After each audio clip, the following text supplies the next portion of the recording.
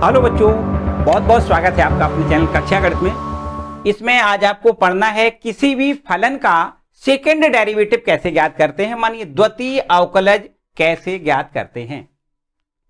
जैसे अभी तक आपने पढ़ा है, अगर कोई हमें फलन दिया जाता था इस प्रकार, मान लेते थे फलन y बराबर fx, कुछ इस प्रकार से हमें फलन दिया जाता था। अगर यहां पर इसका हम पहली बार अवकलन करते हैं x के सापेक्ष तो इसको लिखते हैं dy/dx, और यहां किसी फलन का अगर हम पहली बार अवकलन करते हैं तो इसको हम f' से प्रदर्शित करते हैं। या एक बात और, इसका एक दूसरा नोटेशन हो सकता है, y1 लिख सकते हैं इसको। ठीक है, y का अवकलन y1 से भी प्रदर्शित किया जा सकता है, dy/dx से भी प्रदर्शित किया जा सकता है, और किसी फलन का अगर हम पहली बार अवकलन करते हैं तो उसको हम f' से प्रदर्शित कर सकते हैं।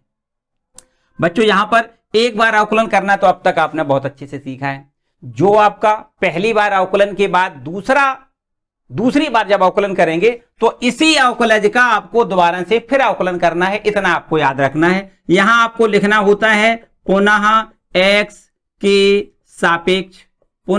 सापेक्ष अवकलन करना है आपको। अवकलन करने पर फिर से अगर अवकलन करेंगे तो याद रखिए कि dy/dx का अवकलन देखो कैसे करोगे, याद रखना है। देखो x के सापेक्ष जब अवकलन करते हैं तो हम d/dx लिखते हैं, और यहां पर आपको लिखना है dy/dx, अर्थात dy/dx का x के सापेक्ष अवकलन। और यहां पर भी देखो ऐसे ही लिखना है d/dx f' का अवकलन।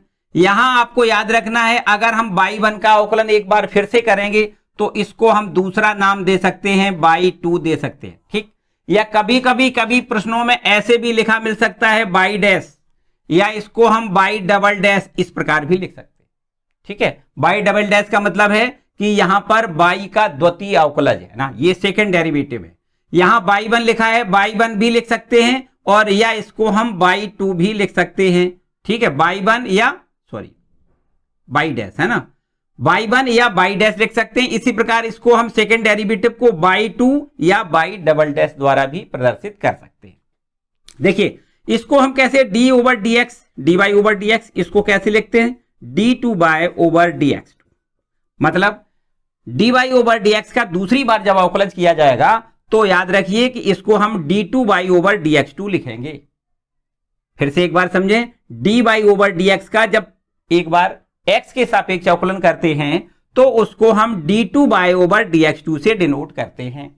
ठीक है, और इस प्रकार से यहां पहली बार देखो ध्यान दें, पहली बार जब अवकलन किया था तब f' लिखा था किसी भी फलन का, और उस फलन का अगर दोबारा से फिर अवकलन करेंगे तो इसको f" से प्रदर्शित करेंगे। ठीक है, और ये हमने आपको बता दिया कि इसको हम y2 भी लिख सकते हैं या y" भी लिख सकते हैं। ठीक है, तो इस प्रकार इनको देखो प्रदर्शित करने का तरीका है कि अगर किसी भी फलन का दूसरी बार जब अवकलन करते हैं तो कैसे लिखते हैं। याद रखिए d2/dx2 का मतलब है y का द्वितीय बार अवकलन। ठीक है, सेकंड डेरिवेटिव इसको कह सकते हैं द्वितीय अवकलज, है ना। और इसको अगर फलन का अवकलन लिखना है तो इसको हम f" से भी लिख सकते हैं, y2 से भी लिख सकते हैं, अथवा y" से भी हम प्रदर्शित कर सकते हैं। ठीक है, बस इतनी सी बात है, बाकी और कुछ नहीं। डिफरेंशिएट करने का तो वही तरीका है जो अब तक अभी आपने किया है। अब तक आपने जैसे डिफरेंशिएट किया है बस वैसे ही डिफरेंशिएट करना है, और डिफरेंशिएट जब सिंगल बार डिफरेंशिएट हो जाए तो उसको एक बार फिर से अवकलन कर दें तो वो आपका सेकंड डेरिवेटिव कहलाएगा, अर्थात द्वितीय अवकलज कहलाएगा। ठीक है,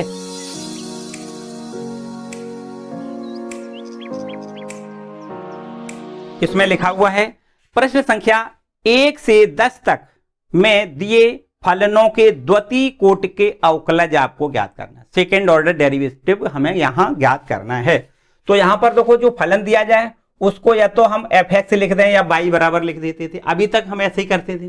तो इसको हम मान लेते हैं y बराबर, और यहां लिखा हुआ है x² प्लस में यहां लिखा है 3x+2, ये आपका कोई फलन है, और इस फलन का हमें द्वितीय कोटि का अवकलज ज्ञात करना है।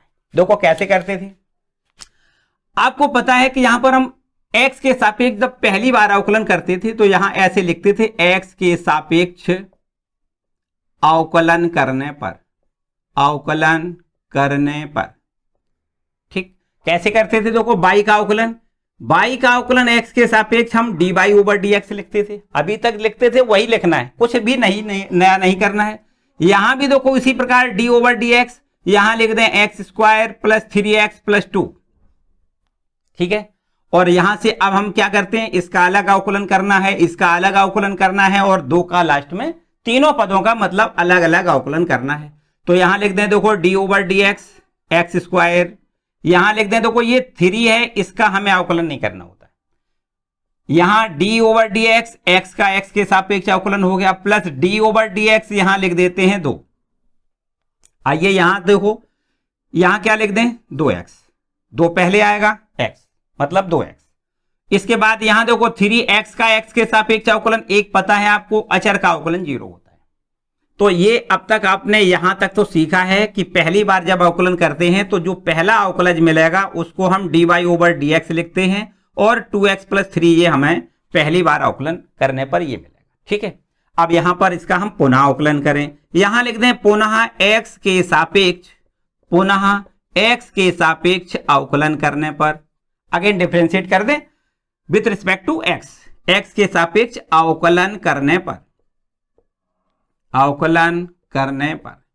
यहां देखिए ध्यान दें, हमने आपको बताया कि dy ओवर dx का अवकलन x के सापेक्ष करना है, तो यहां लिखना है d over dx, dy over dx मतलब dy ओवर dx का x के सापेक्ष अवकलन।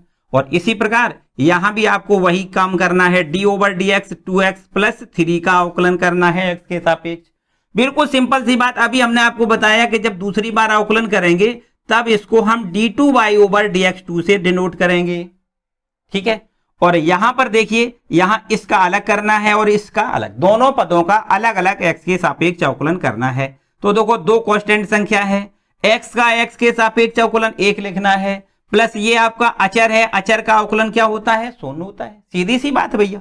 तो यहां पर अब आपका d2y अर्थात सेकंड डेरिवेटिव आपका ये मिल गया, देखो d2y ओवर dx2 बराबर कितना 2 मिलेगा, यहां ये आंसर है ना, सिंपल वाली बात, किसी प्रकार की कोई समस्या नहीं। पहली बार अवकलन जब अब तक जो भी किया है वही काम करना है, और बस उसके बाद जो अवकलज आपको प्राप्त होगा उसका फिर x के सापेक्ष अवकलन करना है, तो आपको सेकंड डेरिवेटिव प्राप्त हो जाएगा, मतलब द्वितीय अवकलज प्राप्त हो जाएगा, ठीक है। और आज का वीडियो यहीं हम समाप्त करेंगे। आप इसके वीडियो के बारे में हम अपनी राय कमेंट बॉक्स में जरूर दें, ठीक है। वीडियो को लाइक जरूर कर दें, चैनल पर नए आए हैं तो चैनल को सब्सक्राइब कर लें, बेल आइकन दबा दें, जिससे आने वाले वीडियो का नोटिफिकेशन आपको सबसे पहले मिल सके। थैंक यू, मिलते हैं अगले वीडियो।